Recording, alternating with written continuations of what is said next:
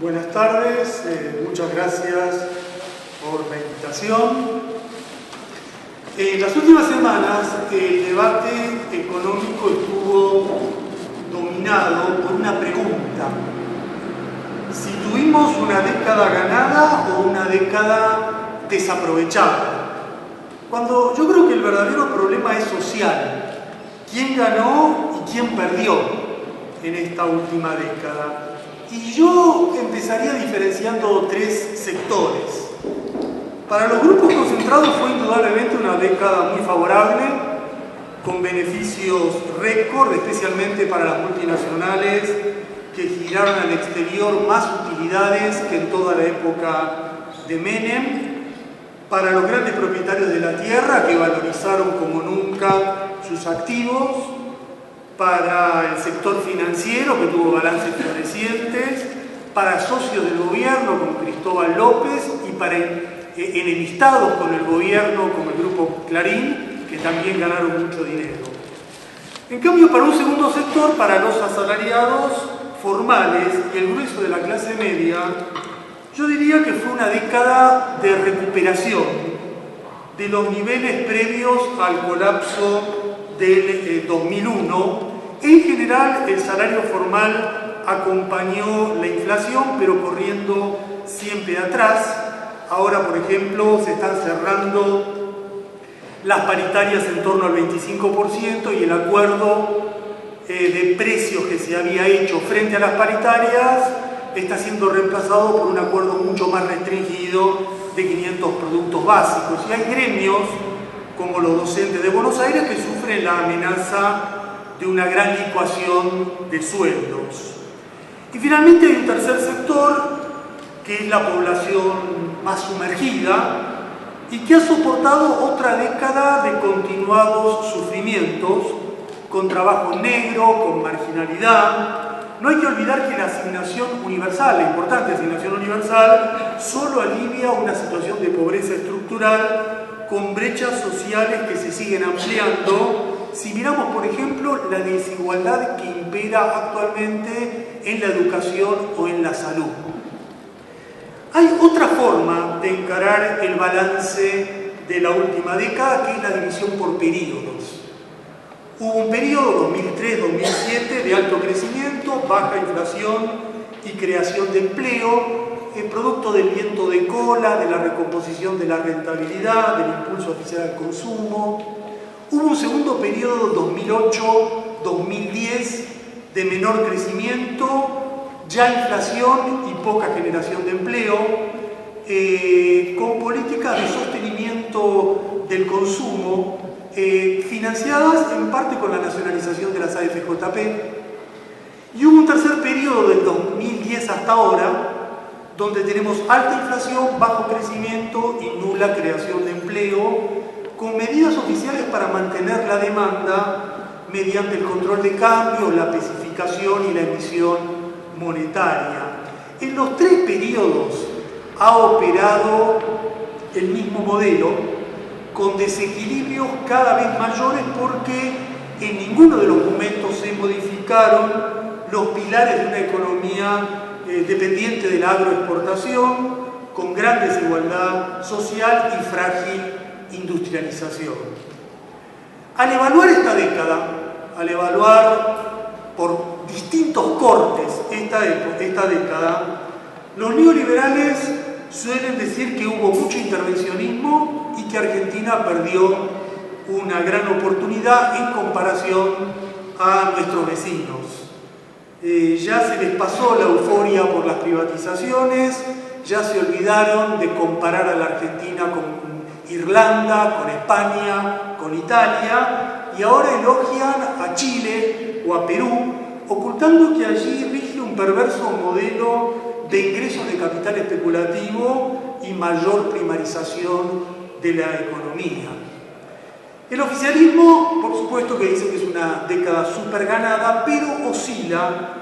A veces nos presenta el universo imaginario del INDEC en términos económicos, y en otros momentos recurre a una especie de pragmatismo sin explicaciones. Antes era maravillosa la presencia de Repsol, luego fue correcto nacionalizarlo, antes era acertado el libre ingreso y salida de dólares, ahora conviene el control, antes había que poner un traje a raya a los evasores, ahora conviene facilitar el blanqueo del dinero en negro. Yo creo que frente a este enfoque neoliberal y frente al oficialismo, afortunadamente también tenemos una postura realmente progresista, de izquierda, de los que nos oponemos frontalmente a la derecha y consideramos que el gobierno interviene mal, tarde y favoreciendo más a los grupos concentrados que a los sectores populares. Yo creo que en general estas tres posturas, los neoliberales, el gobierno y la izquierda y el progresismo, son los tres grandes lineamientos que están en debate en cualquier tema estructural o coyuntural de la economía. En primer lugar, en la evaluación del momento, de un momento económico complicado, pero muy alejado de la situación griega, de la situación española, porque no hay ninguna inminencia de un Rodrigazo o de un retorno al 2001, aunque la fuerte recuperación que se esperaba con la cosecha y el empuje de Brasil está perdiendo fuerza, hay menor superávit comercial, sube en términos absolutos por primera vez el desempleo, continúa la caída de reservas. Un contexto difícil. Donde el problema principal, esto no es ningún misterio, el problema más inmediato, más agudo, más contundente es la inflación que generan los grupos económicos formadores de precios para asegurar su rentabilidad. Yo creo que la principal causa de esta secuela de remarcaciones de precios es el reducido nivel de inversión que se registró en los últimos años ante una demanda ya recompuesta. En los últimos 2 años comenzaron a operar también otros determinantes,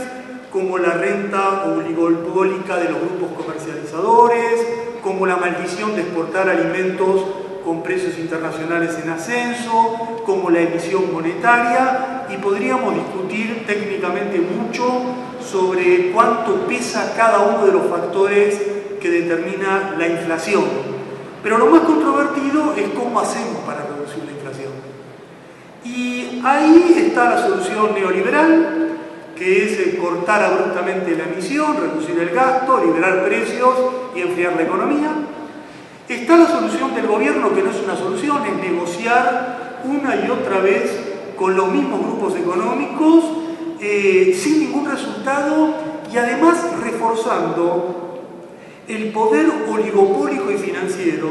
de los supermercados a costa del pequeño comercio, cuando lo que se debería implementar es una verdadera fiscalización efectiva de los costos y las ganancias de los formadores de precios con genuina participación popular, que no es ni lo que se está haciendo ahora, ni lo que escuchamos como un nuevo anuncio en el discurso presidencial de la semana pasada. Es evidente que también este descontrol de precios es la causa de las grandes tensiones que existen en el mercado cambiario y que no se resuelven convalidando la presión por 7ª vez desde el 2007, la presión de los grandes grupos para que el gobierno haga una mega devaluación, que es una presión que ahora tiene la cobertura de muchos medios que naturalizan el seguimiento cotidiano del dólar blue, pero este descontrol del dólar tampoco se resuelve con la mezcla de inacción e improvisación que caracteriza al gobierno, que primero permitió una hemorragia de capitales al exterior, después permitió un bache de importaciones de combustibles que se financian con divisas, después facilitó el gran despilfarro de los dólares del turismo y terminó instaurando un control que es muy caótico hasta llegar a este menú actual de tipos de cambio diferenciados, cuando lo que siempre estuvimos necesitando era otra cosa. Lo que siempre estuvimos necesitando es un control de cambios en serio, porque la Argentina no fabrica dólares y las divisas es un bien a proteger, pero un control de cambios para asegurar las reservas y para solventar las importaciones prioritarias. Necesitamos un control de cambios eficaz sobre los peces gordos que fugan capital, los amigos y los enemistados con el gobierno, y no sobre el pequeño ahorrista. Y me parece que junto a la inflación y la tensión cambiaria se ha vuelto muy problemático también el déficit fiscal, que ahora se financia peligrosamente con emisión y probablemente en el futuro con una vuelta al endeudamiento externo, porque el gobierno ya le está dando el sí a una tercera reapertura del canje para satisfacer a los bonistas que quedaron afuera, porque ya tiene en carpeta negociar la deuda con el Club de París sin investigarla, porque sigue dentro del CIADI, donde se acumulan demandas multimillonarias contra el país. Y yo no comparto para nada, el entusiasmo de muchos economistas por retomar el endeudamiento externo, porque ya tuvimos muchas experiencias de coyuntura de crédito barato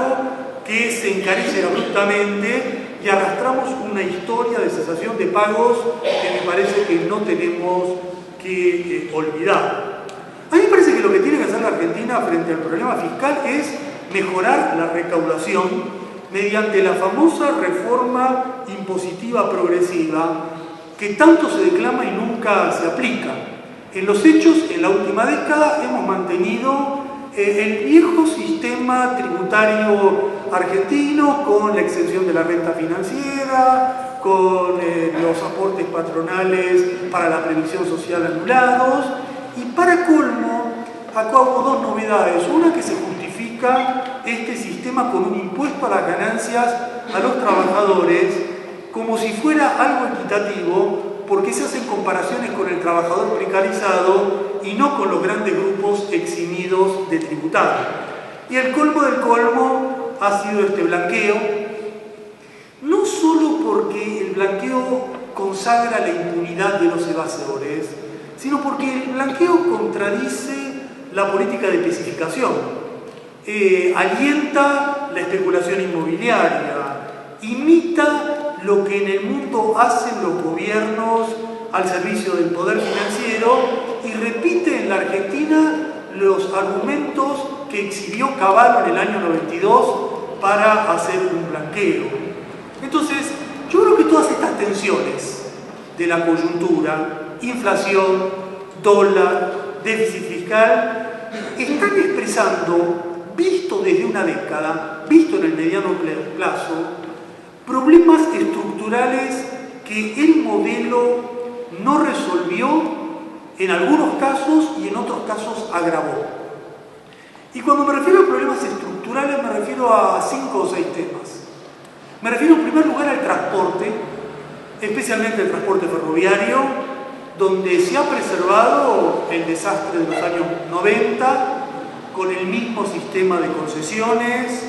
con la misma estructura de compras directas, con el mismo despilfarro, con la misma corrupción, con las mismas concesiones, Arroyo, Romero, si se cae Siciliano, a un sustituto, un sistema de transporte que es una vergüenza desde cualquier punto de vista. El modelo, en segundo lugar, en otro plano clave, que es el petróleo, ahí hubo, a diferencia de pura continuidad, ahí hubo tolerancia a la depredación durante muchos años, a la depredación de Repsol, que fue seguida por una nacionalización tardía, insuficiente y de pronóstico, yo diría, más bien negativo. Porque si bien es cierto que YPF retomó la exploración con recursos propios, lo cierto es que no sabemos lo que va a pasar, está todo en veremos. Nadie sabe si se indemnizará o no a Repsol. Hay una apuesta fuerte al shale oil, cuando en Estados Unidos se lo está cuestionando por sus efectos económicos y ambientales. No sabemos en qué va a terminar la negociación con Chevron, y si va a terminar, por ejemplo, en la libre disponibilidad del crudo, el giro de utilidades al exterior y el aumento del precio del crudo. Es decir, hubo una nacionalización con un panorama de medidas en curso que tienen un olfato bastante neoliberal. Tenemos un tercer problema estructural con el agro, donde hubo inicialmente, yo diría sí, un pequeño intento transformador con el aumento de las retenciones, pero eso quedó muy atrás. Después del 2008 se abandonó por completo la partida y se terminó avalando la continuada ampliación de la frontera de la soja, que destruye la ganadería, que destruye los cultivos sustitutos, porque nunca se puso en la agenda la prioridad que es nacionalizar el comercio exterior para tener el manejo de nuestros productos y para poner en marcha un programa agrario de diversificación. En cuarto lugar, el tema industrial. En la industria, creo que al comienzo hubo un tibio programa neodesarrollista de reactivación coyuntural, pero que terminó consagrando una simple recuperación cíclica de la misma estructura dependiente y vulnerable de la industria, una vez alcanzados los volúmenes tradicionales de producción, de productividad y de empleo. Hemos visto que reaparecieron los viejos problemas de la dependencia de los insumos importados en una industria que está cada vez más extranjerizada, cada vez más concentrada y más controlada por empresas transnacionales que no transfieren al país ningún desarrollo tecnológico. Y en el quinto plano, en el plano financiero, hubo algunas medidas de regulación heterodoxa, por ejemplo, de ordenamiento del mercado de capitales, de modificación de la Carta Orgánica del Banco Central, con el propósito de crear liquidez en los bancos para intentar una expansión de créditos al consumo que no ha resultado. Y que no ha resultado porque se sigue operando dentro de la misma estructura financiera, en un marco económico de baja inversión, de bajo dinamismo, y por lo tanto cualquier regulación que se haga en el plano financiero con un sector real invariable no puede tener muchos impactos significativos. Por lo tanto, concluida la década, han persistido todos los problemas estructurales de transporte, de energía, de agro, de industria, de finanzas, que salen a flote cada vez que hay algún cataclismo. Por ejemplo, una inundación. Hay una inundación y ahí vemos que no hubo inversiones, ahí vemos que los negocios son prioritarios al bienestar de la población, ahí vemos que se sigue con urbanizaciones capitalistas alocadas, con un mercado que fija todas las reglas, con ausencia de regulación del suelo, con pobres que son empujados a las orillas. Entonces, este es el balance, este es mi balance. Me parece que partiendo de este panorama, yo creo que, salvo algún imprevisto bastante difícil de imaginar ahora, creo que no veremos ningún cambio significativo hasta octubre. La derecha, los neoliberales, van a seguir disfrazando su intención de volver al ajuste, a la apertura, a los negocios financieros, al atropello a los trabajadores. El oficialismo va a seguir oscilando entre el inmovilismo y tibias medidas de regulación, con fuerte inclinación a aceptar las demandas de los más poderosos. Y en el tercer bloque del progresismo, de los miembros de la izquierda, me parece que tenemos que trabajar. Tenemos que trabajar para avanzar en desarrollar propuestas, en elaborar programas de un modelo efectivamente productivo, de logros sociales, de reducción efectiva de la desigualdad. Por lo tanto, mi conclusión final y sencilla es que tenemos que apuntalar en los próximos meses esta tercera perspectiva, esta tercera opción, tanto en la actividad cotidiana, tanto en la lucha social, como en lo que se pueda construir en la arena electoral. Forjar una tercera perspectiva del progresismo y de la izquierda me parece que es la gran asignatura pendiente en la Argentina y podemos avanzar en ese terreno en el corto plazo y en los próximos meses. Así que nuevamente muchas gracias por la invitación y felicitaciones.